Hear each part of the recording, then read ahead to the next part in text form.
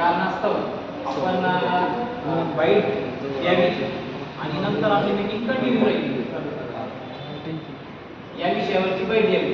आता विषय मी थोडक्यात समजून सांगतो, जास्त पण सांगतो. पहिला जो विषय आहे तो आदिवासी भिल्ल विकास आराखडा तयार करून 20,000 कोटी रुपयाची तरतूद करण्यात यावी.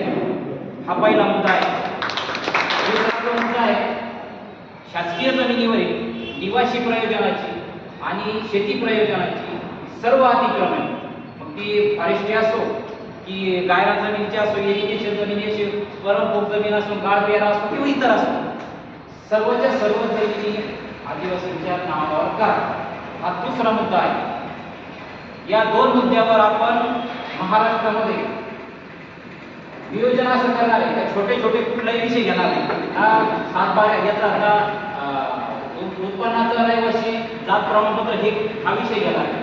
हा दोनच मुद्दे असे का भिल्ल समाजाला टाळू शकणार आहे. विषयामध्ये भिल्ल विकास आराखडा असा आहे, तो शैक्षणिक विकासाचा आराखडा असणार आहे, सामाजिक विकासाचा आराखडा असणार आहे, त्यामधून तुमचा आर्थिक विकासाचा पण त्या ठिकाणी आराखडा असणार. आणि ज्यावेळेस आपण या तीन माध्यमातून पुढे जाणार आहे त्यावेळेस मोठ्या प्रमाणावर प्रबोधन पण होणार आहे, त्याला गती मिळणार आहे. या दोन मुद्द्यावर जर आपण चांगल्या पद्धतीनं जर शासनाशी झगडा उभा केला तर 100% परिवर्तन घडणार आहे. आपण जर त्याला जर इतर मुद्दे जर घेतले इतर जर मुद्दे घेतले तर तुमचे छोटे छोटे मुद्दे ते मान्यता देतात आणि मोठे मुद्दे आपले तसेच राहतात. त्यापेक्षा हे दोनच मुद्दे असे आहेत की समाज परिवर्तनाची लाट याच्यामधून 100% येऊ शकते, 100% आणि यासाठी जे काही असेल सर्व संघटना या ठिकाणी, मी आहे, दादा आहे किंवा तुम्ही सर्वांनीच एकत्रित येण्याची गरज आहे. कारण मी एकटा काहीच करू शकत. माझ्याकडे तेवढी वैचारिक क्षमता असेल नसेल. काही वैचारिक क्षमता पवार साहेब घेण्यास योग्य आहे, काही दादांतून घेऊ शकतो, काही आपल्या सर्वांच्या माध्यमातून. ही जी याच्यामध्ये आपल्याला परिकल्पना जी मांडली, ही परिकल्पना आपल्याला सर्वप्रथम मागासवर्गीय जे काही आयोग आहे, मागासवर्गीय आयोगाच्या माध्यमातून आणि समाज कल्याण विभागाच्या माध्यमातून, राज्य सरकारच्या माध्यमातून सर्वे व्हावा. याचा सर्वे जसं जरांगे पाटलाच्या माध्यमातून मराठा समाजाचा सर्वे झाला, त्याच पद्धतीनं भिल्ल समाजाचा आर्थिक शैक्षणिक विकासाचा पूर्ण सामाजिक विकासाचा सर्वे व्हावा.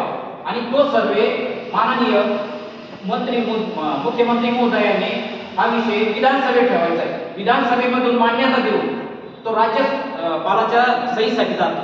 त्याच्यानंतर राज्यपालांनी तो अहवाल पुन्हा राज्य सरकारकडे पाठवायचा. राज्य सरकार ते केंद्र सरकारला पाठवतं.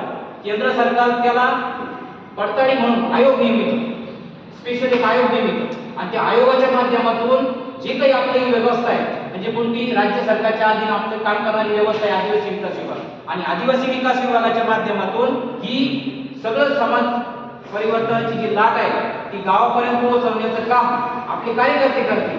परंतु ज्यांनी सर्वे केलाय, शासनाचे जे डिपार्टमेंट आहे यांनी सामाजिक आर्थिक आणि शैक्षणिक सर्वे करावा.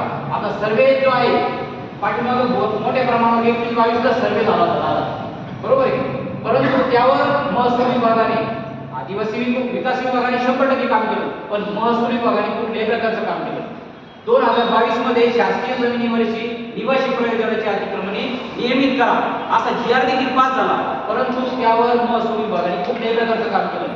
आज प्रत्येक तालुक्यामध्ये 1000 ते 1200 घरकुलं पेंडिंग आहे. शबरी घरकुल योजना आहे, परंतु जागा नसल्या कारणामुळे आपला जो काही अधिकार आहे, मुळात आपण जे आज देखील आलो कुठल्या जागेवर बसतोय आपली स्वतःची नाही, म्हणून आपल्याला जसं जायचंय कुठलं ध्येय धोरण असलं पाहिजे, काय असलं पाहिजे, वारंवार मीटिंग घेऊन आम्ही पण पोहोचू शकत नाही. काही ठिकाणी तुम्ही त्या ठिकाणी त्या भागात तुम्ही चळवळ उभं करायची, चळवळ एकच असली पाहिजे किंवा दोनच असले पाहिजे. जर 10 चळवळी घेऊन जर गेलो तर 2 चळवळी मान्यता देतात, परत राजकीय वापर करतात. त्यापेक्षा भिल्ल जर आराखडा तयार झाला तर 20,000 कोटीची तरतूद आपल्याला भेटणार आहे आणि त्या माध्यमातून आपल्याला मोठ्या प्रमाणावर आता जे काही प्लॅन आहे, आता माझ्याकडे पण एवढं नॉलेज नाही कमी मी सांगू शकतो की भिल्ल आराखडा कसा असला पाहिजे, परंतु त्याचा एक भाग तरी मी सांगू शकतो.